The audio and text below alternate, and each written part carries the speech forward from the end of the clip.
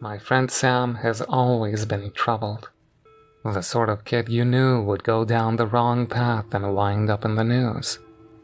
I remember when the story about Daniel Petric came out.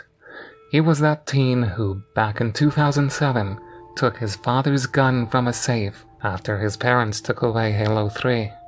He came up behind them while they were watching TV on the sofa, told them he had a surprise for them, and shot them both in the back of the head.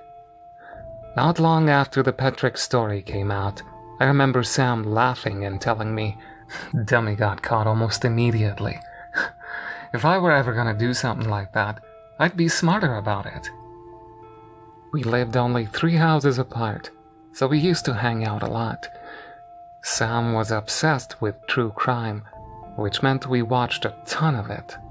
He was drawn to the most heinous stuff, like Katherine Knight, the woman who, in 2000, butchered her husband and cooked him up into a meal and hung his skin up to dry. The officers who came to her house brushed against the skin thinking it was a curtain. This was way too inappropriate for 12-year-olds, of course, but neither of us had very involved parents. Maybe because of all this stuff, Sam was convinced that evil was pretty much everywhere. "Dude," he said, "if this is how much we see, the people who are caught, how many do you think get away with it?" "Not many," I said confidently. "If they did, we'd hear about it in the news. People would be disappearing. But think how many might be labeled accidents, but are really murders. Falls down the stairs, heart attacks.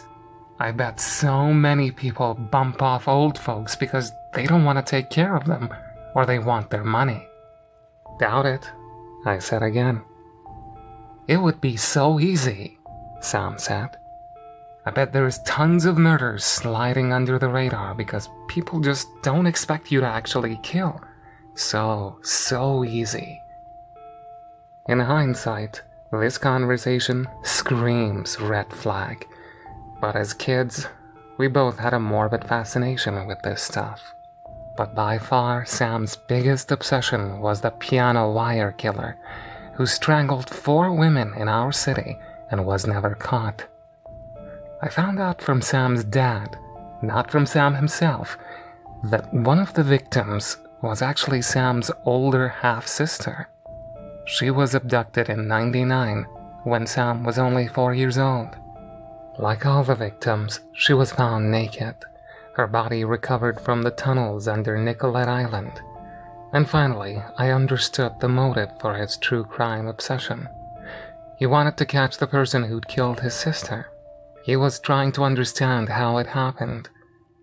When I asked him about her, he claimed to remember her singing to him and playing on the swings, and admitted he watched every scrap of news relating to her death that he could find. So that summer, I suggested we search, go into the tunnels and look for clues. "Bro," Sam's eyes lit up, "that would be dope." We spent a whole summer scoping out those tunnels, winding through unlit utility passages seemingly forever through the cool dark. If you know your way, you can crawl through a narrow passage to Satan's Cave, where teens and urban explorers sneak in to drink, light up, and graffiti their names.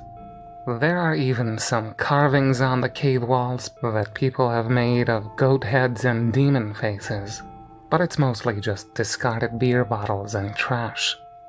The explorations were thrilling, but the closest we found to anything suspicious was a switchblade, a discarded baby doll, and a loop of wire that seemed likely to have come from a bracelet.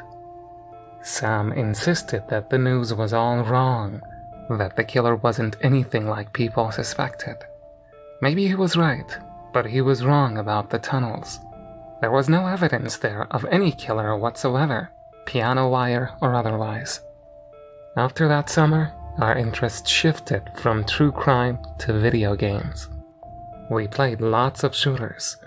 I got into sports, taekwondo, and later rowing, backpacking, any wilderness stuff. Sam got into drugs. We'd still occasionally meet up for a hike, I'd go for the nature, he'd go for the opportunity to light up and escape his parents' constant squabbles. But I saw less and less of him. By the time I entered college, he was in and out of jail, getting in trouble for dealing, for breaking and entering, petty crime stuff.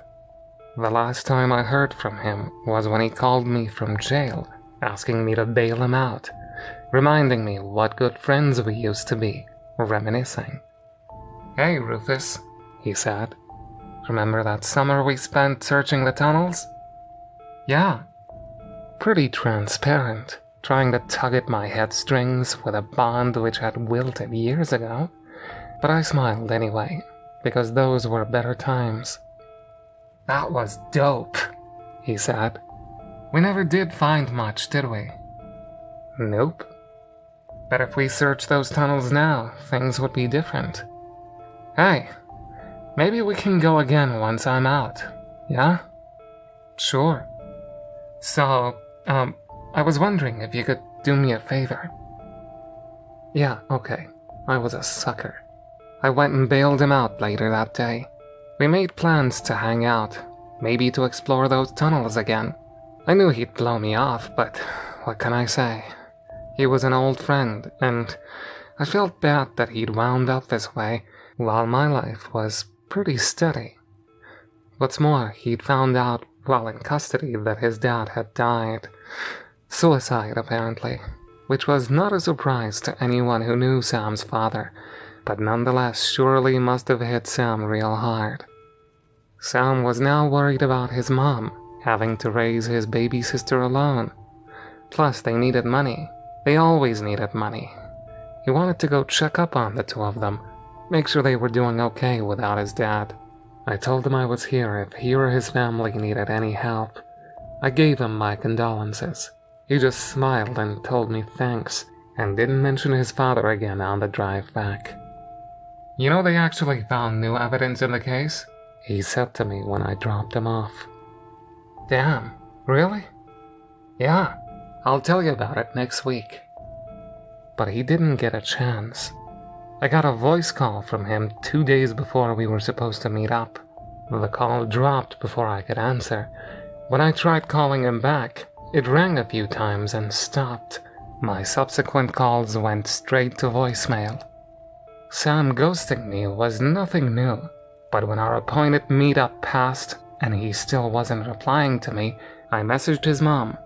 She said he'd left ranting about the piano wire killer and the tunnels, but she thought it was just his usual talk. He was always spouting big ideas and conspiracy theories never amounting to anything. She started to complain how she'd thrown her back out, and with him running off again, there was no one to help but Maisie, his little sister. The trash and laundry were too heavy for her to lift by herself.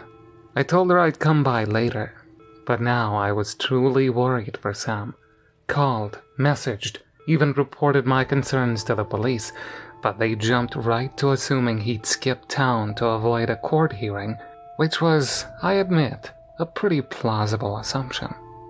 No trace of him anywhere, still no signal from his phone. He'd gotten out of jail, mentioned new evidence, arranged to meet me, and vanished. I decided to check the tunnels. The entrance we'd used as kids was smaller and more overgrown than I remembered. I climbed down the embankment through brush and dry leaves, out onto the concrete ledge, and then ducked into the cool darkness of the tunnel with its low ceiling and narrow walls. Flicked on my flashlight. The faint odor of sewage wafted to my nostrils as I made my way forward, the only sound the echo of my boots treading on the concrete. After a while of running my hand along the cool brick, I paused and turned to glance behind me. The entrance had become a distant square of white light. Was this really a good idea? Well, obviously not. I might go stumbling into whatever had caused Sam to disappear.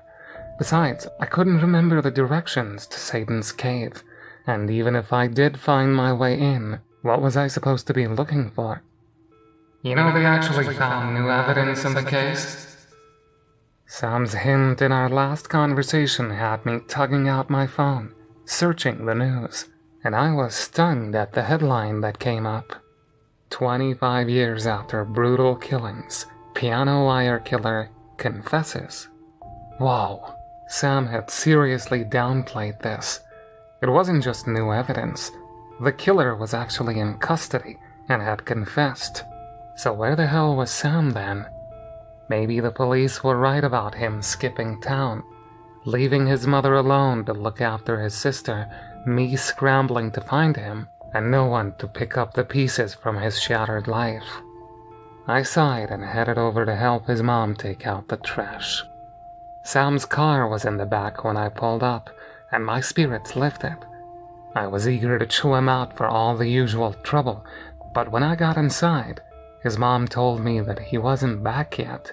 His car battery had died, and he'd left by bike a few days ago.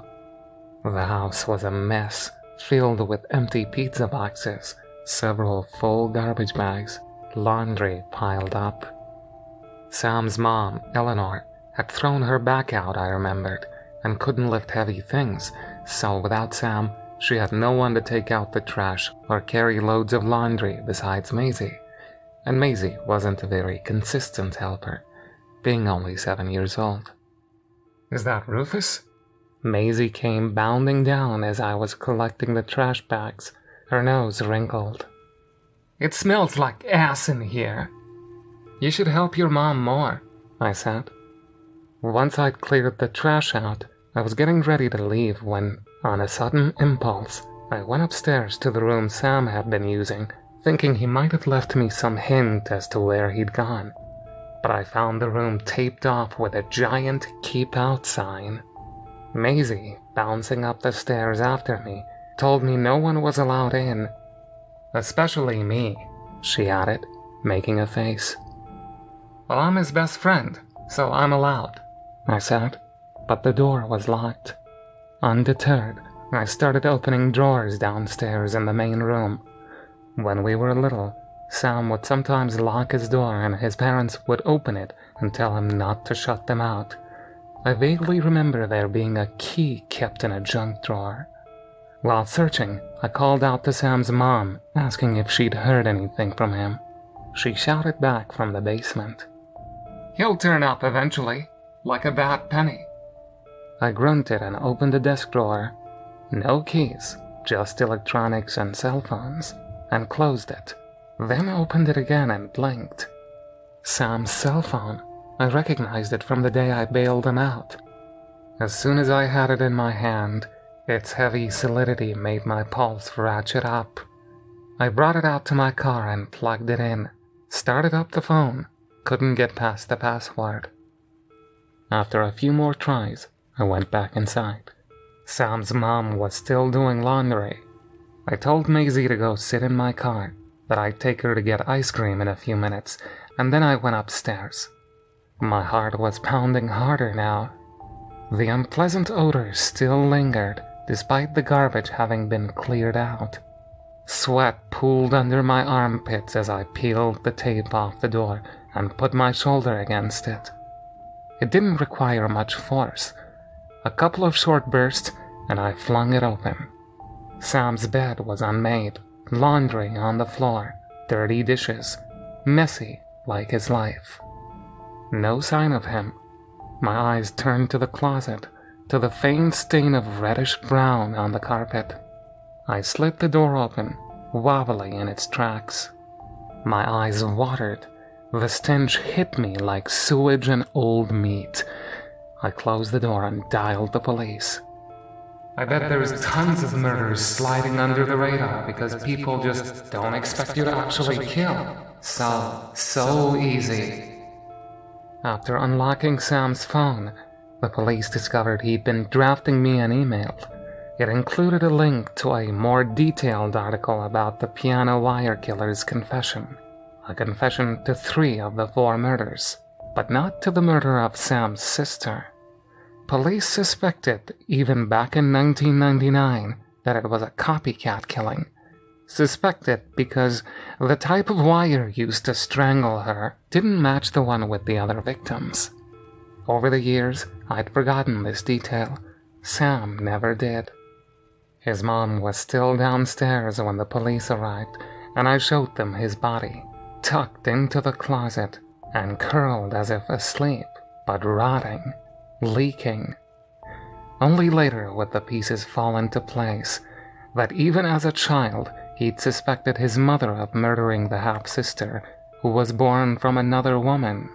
That the entire summer we explored the tunnels, that's what he was really looking for. Evidence to connect his mother to her death. We found nothing back then, but these past weeks, the piano wire killer's confession brought it all back. A confession Sam's father likely read, but by the time Sam got out of custody, his father was dead. Sam was looking for proof, not only of his sister's murder, but also his father's. He died of blunt force trauma to the head. Unlike his sister's or father's deaths, which were planned carefully enough even now it was hard to prove them, police seemed to think his was improvised. Perhaps he confronted his mother, or perhaps she caught him snooping. She likely threw her back out trying to move his body. Sticking him in the closet and sealing the room was a stopgap measure.